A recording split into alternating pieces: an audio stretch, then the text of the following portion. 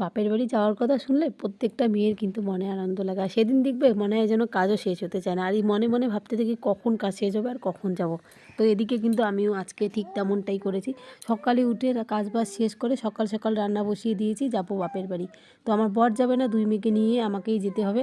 টোটোয় করে যাব, আমার বর বিকেলের দিকে যাবে, কারণ ওতে এত সকালে গিয়ে কী আর করবে, বাড়িতে অনেক কাজ বাজ আছে। আর এদিকে আমি নিয়ে যাব হচ্ছে গ্যাস সিলিন্ডার, মানে আমার বাপের বাড়িতে। তো এর জন্যই আমাকে তাড়াতাড়ি যেতে হবে, তাড়াতাড়ি বলতে ওই 12টার দিকে আর কি, তার আগে তো বেরোতে পাবো না। খাওয়া দাওয়া করবো, দুই মেয়েকে রেডি করব, আমি রেডি হব, তারপর যাব। তো এই দেখো রেডি হয়ে এখন এই 11:15 কাছাকাছি বাজে বেরিয়ে পড়লাম। তো যেতে কিন্তু বেশিক্ষণ লাগবে না, আধ ঘন্টাও লাগে না আমার বাপের বাড়ি যেতে, আধ ঘন্টার একটুখানি কম লাগে। তো এসেই এদিকে দেখো আমার বোনও চলে এসছে, বোনের মেয়েকে কোলে নিলাম। তো কিসের জন্য এসেছি তোমরা নিশ্চয়ই বুঝেই গেছো। তো আমার বোনকে আজকে মামা ভাত খাওয়ানো হবে, বোনের মেয়ের কয়েকদিন আগে তো অন্নপ্রাশন গেল।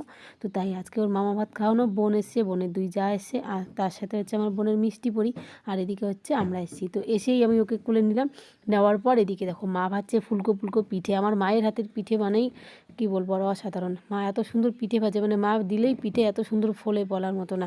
তারপর পিঠে ভাজা প্রায় শেষের দিকে। তো এদিকে মার অপারেশন যেহেতু হয়েছে তাই বেশিক্ষণ বসে থাকতে পারে না, শেষের দিকে আমাকে ভাজতে বললো, তো আমি তারপরে ভেজে নিলাম।